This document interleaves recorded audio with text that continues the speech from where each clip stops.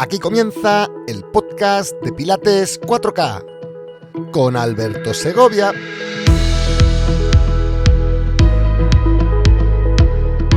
Capítulo 71. ¿Qué es el entrenamiento funcional?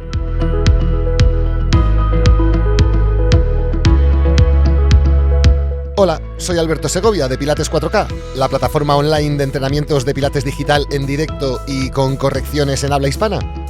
Y quiero dar la bienvenida a todos los pilatistas, pilateros y pilateras del planeta a este vuestro podcast. El único sitio en el que además de entretenerte y descubrir cosas nuevas, aprendes aunque no quieras.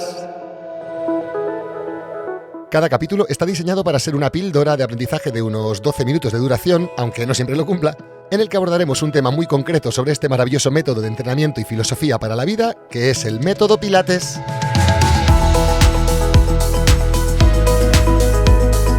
También tendremos capítulos especiales en los que entrevistaré a los mejores entrenadores y entrenadoras del método Pilates internacional en habla hispana, debatiendo con ellos los temas de actualidad, comentando sus experiencias personales y confrontándoles ante el testamento según Joe Pilates, nuestro cuestionario más intimista.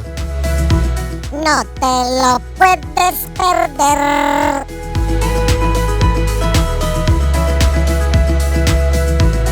Bien, en el capítulo de hoy comenzaremos explicando qué es el Functional Training, el entrenamiento funcional, y qué no lo es, y sus porqués. Continuaremos exponiendo los 8 principios que sí o sí se han de cumplir para que eso que estás haciendo pueda ser llamado Functional Training, y terminaré explicando por qué lo que para una persona puede ser funcional, para otra puede ser disfuncional. Así que ya sabes, ahora ajusta el volumen de este audio a tu gusto, y comenzamos.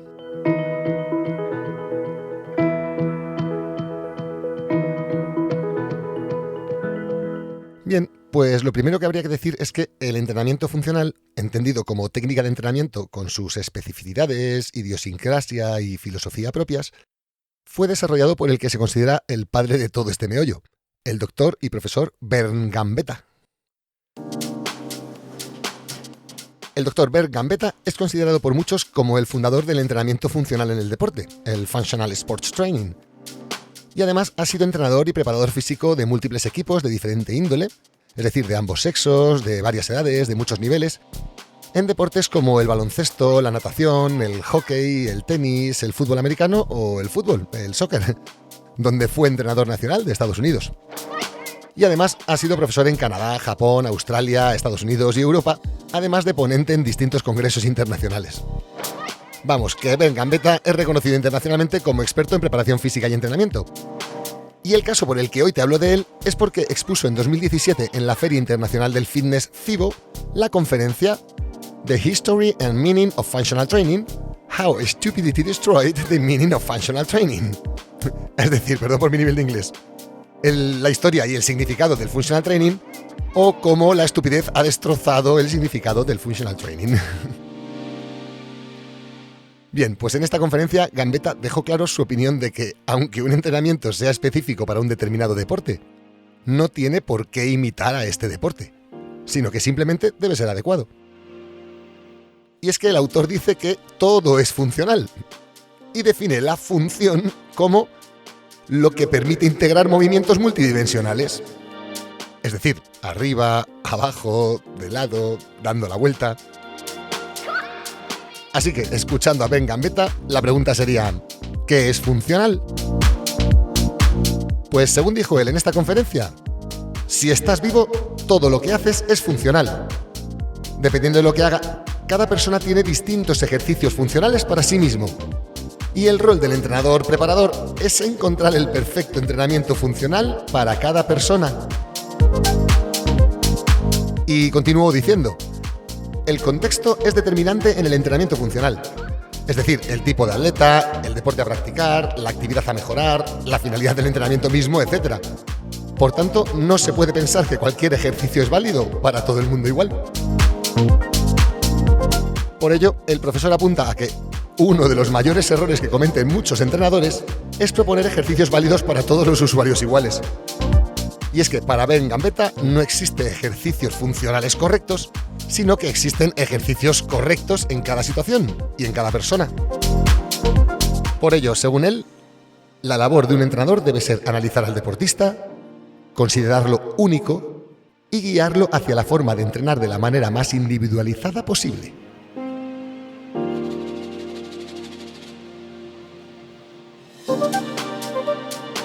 Bueno, pues dicho esto, la pregunta sería, ¿cuáles son las claves para que un movimiento sea realmente funcional para la persona que lo está ejecutando?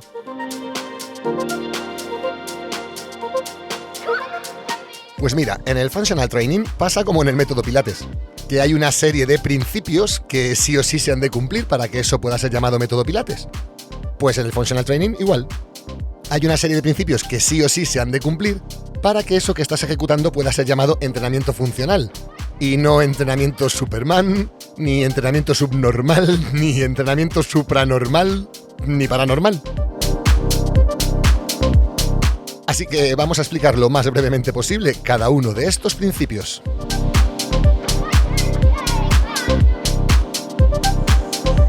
Los 8 principios del Functional Training son: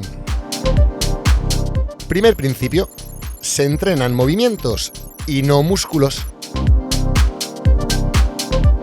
A ver, mira, a mí este punto me costó años llegar a integrarlo en mi ADN como entrenador funcional. Te cuento. Mira, por ejemplo, si un escalador tiene que sobreutilizar los músculos flexores de la cadera, como puede ser el psoas ilíaco, para estar bien pegadito al muro y estar escalando y a la vez levantar la pierna y levantar el pie lo máximo arriba posible, flexionando la cadera y flexionando la rodilla. Ya te digo, para poner el pie ahí lo más arriba posible, pero a la vez cerca de él. Y a partir de ahí empujar para seguir ascendiendo. Pues oye, si tienes que trabajar mucho el psoas, pues te jodes. Habrá que entrenarle. Y eso que tenemos que entrenarte es lo que vas a tener que desarrollar durante ese desafío hasta que estés mejor preparado de lo que te exige el desafío mismo. Y es que esa es la base del entrenamiento para el rendimiento deportivo, vaya. Por tanto, un entrenamiento funcional estudiará qué movimientos has de especializar y cuáles has de entrenar para compensar. Y si esto está claro y se cumplen los otros 7 principios, pues eso será digno de ser llamado entrenamiento funcional. Pero si no, no. Segundo principio. En cada movimiento hay implicadas varias articulaciones.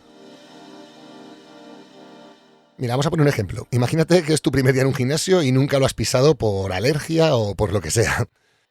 Pues mira, en ese primer día verás que tu trainer te da una pesa, es decir, una mancuerna, y te dice que la agarres con la mano y la levantes doblando el codo para después bajarla suavemente, extendiendo nuevamente el codo.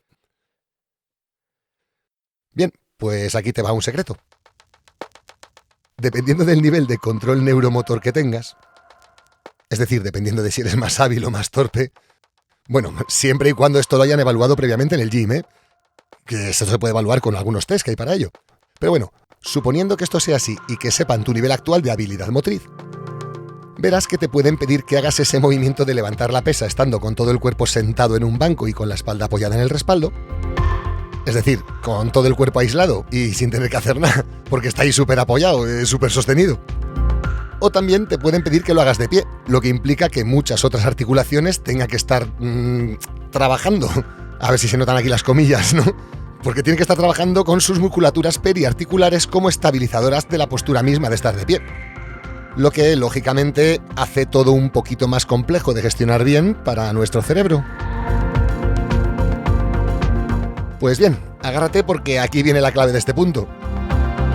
Si tu trainer ve que tu nivel de funcionalidad es óptima para ese movimiento y entiende del concepto de funcionalidad, ya verás como antes o después te propondrá hacer ese curl de bíceps, es decir, ese flexionar los codos para levantar las pesas como los cachas de gimnasio, pero a la vez que ejecutas también una sentadilla, un squat.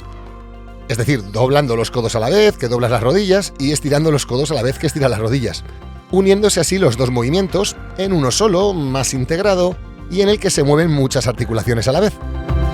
Claro, lo que una vez más es más difícil de controlar. Tercer principio. En cada movimiento hay implicados más de un plano de movimiento. Esto quiere decir que si ya tienes dominado eso de hacer la sentadilla a la vez que haces el curl de bíceps, pues muy probablemente te sumen un press de hombro, o quizás un ligero giro de columna para llevar una mano detrás de ti como un torero dando un pase de muleta o cosas así. Es decir, que la funcionalidad se desafía desafiando al control motor de la tridimensionalidad y de la relación espacio-tiempo del cuerpo con el entorno. Cuarto principio. Cada movimiento implica un esfuerzo sensomotor.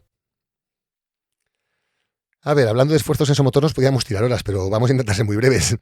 Esto básicamente quiere decir que si mientras estás ejecutando un movimiento con una calidad excelente, eres capaz de pensar a la vez en que te falta comprar tofu ahumado para mañana desayunar, pues mira, ¿qué quieres que te diga? El esfuerzo sensomotor que ese ejercicio exige en ti es más bien bajo. Pero si por el contrario el movimiento que estás ejecutando te exige el 100% de tu atención para hacerlo bien y estar totalmente presente en él mientras lo estás haciendo bien para poder hacerlo bien, pues entonces ese movimiento te está requiriendo un esfuerzo sensomotor alto. Y si esto es así, se suele detectar porque dejamos de hablar y focalizamos la mirada perdida en un punto en concreto mientras estamos ejecutando ese movimiento que tanto esfuerzo sensomotor nos requiere. Ojo, que esto de esfuerzo sensomotor no tiene nada que ver con dificultad, sino con control. Porque puede ser que un movimiento, como puede ser una sentadilla, requiera de un esfuerzo sensomotor muy bajo para una persona, mientras que para otra sea un esfuerzo sensomotor demasiado alto y no sea capaz de ejecutar la sentadilla correctamente.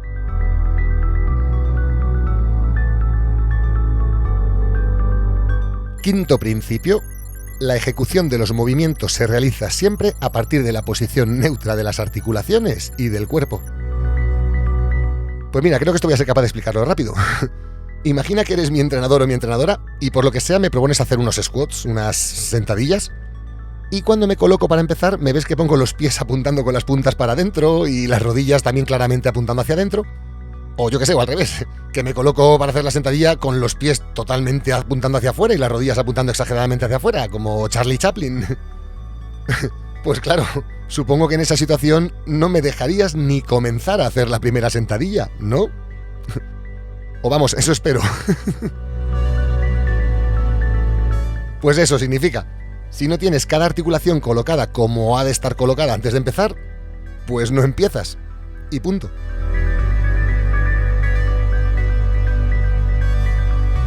Sexto principio. Cada movimiento tiene que haber sido primero estabilizado antes de desarrollarse. Bien, imagina que me pides hacer la sentadilla con paso en tijera. Es decir, el típico lunge, el típico movimiento en el que pones una pierna de un pie delante apoyado delante, el otro pie apoyando detrás bastante separados, y el pie de atrás apoya solo la punta para que el talón esté en el aire. Y a partir de que estás en esa postura con un pie delante y otro detrás, haces como una especie de genuflexión ante la reina para luego volver a subir. Pero claro, cuando haces la genuflexión sin llegar a tocar con la rodilla en el suelo. Y eso lo repites subiendo y bajando con el cuerpo en vertical sin desplazarlo hacia adelante. Creo que se entiende, ¿no? Pues bien. Imagina que vas a hacer ese movimiento con un pie más adelantado que otro para hacer la genuflexión. Y cuando estás ahí arriba, antes de empezar, no eres capaz de estabilizarte y te pasas todo el rato moviendo el cuerpo como una veleta, mientras que tus brazos hacen aspavientos para tratar de equilibrar el continuo desequilibrio. Pues lo mismo, ¿qué quieres que te diga? En esa situación en la que no eres capaz de estabilizar la postura previa antes de empezar, pues no te deberían ni de dejar empezar, la verdad. Y por supuesto que en su lugar deberían darte un movimiento parecido, pero más sencillo con el que practicar. Séptimo principio. Cada movimiento se desarrolla con una velocidad y un ROM articular, un rango de movimiento, que permita su control a la persona que lo está ejecutando. Venga, pues lo mismo, a ver si soy capaz de explicarlo breve. Una pregunta fácil. ¿Cómo crees tú que es más fácil controlar un auto? ¿A 80 km por hora o a 180? Pues lo mismo pasa con el cuerpo humano. Además, la amplitud del movimiento, es decir, la profundidad, lo grande que se haga este movimiento, también será siempre adecuada al control del movimiento mismo.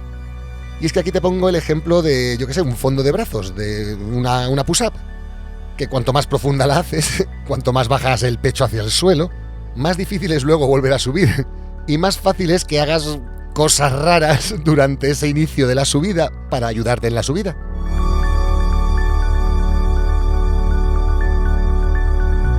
Octavo principio y último principio del Functional Training.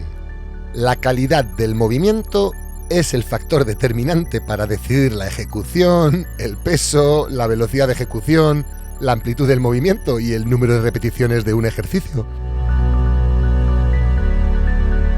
Bueno, pues hemos llegado al punto clave. Si no hay calidad, no es funcional. Y cuando digo calidad, es calidad, ¿eh? Por tanto, todo en un entrenamiento funcional se supedita a la calidad. Y cuando digo todo me refiero al peso que tengas que mover, a la palanca que genere el material que hayas seleccionado, a la velocidad de ejecución, la amplitud del movimiento, el número de repeticiones, el número de series, todo. Todo estará supeditado a la capacidad de ejecutar con calidad y de mantener la calidad. Así que, si no hay calidad de ejecución, no es funcional para ti y punto. Y se para. Y haces otra cosa, copón, pero no sigas. Bien, pues explicado todo lo expuesto, no quiero finalizar sin comentar lo que te decía en la entradilla de este capítulo. Sí, eso de que un movimiento que pueda ser funcional para una persona puede también ser disfuncional para otra. Aunque bueno, si has prestado atención a todo lo comentado hoy, estoy casi seguro de que ya entiendes el porqué de esto. Aún así, intentaré ser breve. Se dice que las máquinas de fuerza guiada de los gimnasios son muy poco funcionales porque restringen los ángulos de movimiento al estar guiadas y que además solo trabajan unos pocos grupos musculares, aislando mucho el movimiento lo máximo posible y solamente sobre un único plano de movimiento, ¿ok? Pero esas mismas máquinas serán la herramienta terapéutica más eficaz que te podrá ofrecer un fisioterapeuta que quiera ayudarte a muscular el cuerpo después de meses encamado por un accidente de tráfico o tras haber sufrido un ictus, por ejemplo. Además, quiero que imagines por un momento un movimiento tan sencillo como una sentadilla más o menos profunda para agacharse bien a sacar la ropa de la lavadora. Pues bien, quizás haya entrenadores que puedan pensar, oye, esto es bueno para todos. Y no les faltará razón.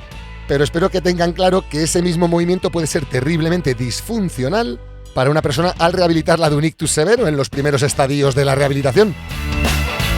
Vamos, que la persona se te cae al suelo, vaya, que no. Y lo mismo te digo con todos los movimientos que te sugiere hacer tu cuñado en el gym cuando vais juntos. Esos movimientos pueden ser funcionales para él, pero quizás no para ti. Y ya te aseguro yo que un buen entrenador no te pondría todos los que utiliza tu cuñado ni de broma. Algunos posiblemente sí, pero todos no. Bueno, pues por último, se dice que la filosofía del entrenamiento funcional se puede aplicar al método Pilates. Y yo he de decir que no estoy de acuerdo. Que lo que se vende como Pilates funcional ni es Pilates ni es funcional. Pero bueno, como ese es otro melón, permíteme que lo abramos en el próximo capítulo titulado El Pilates funcional ni es Pilates ni es funcional.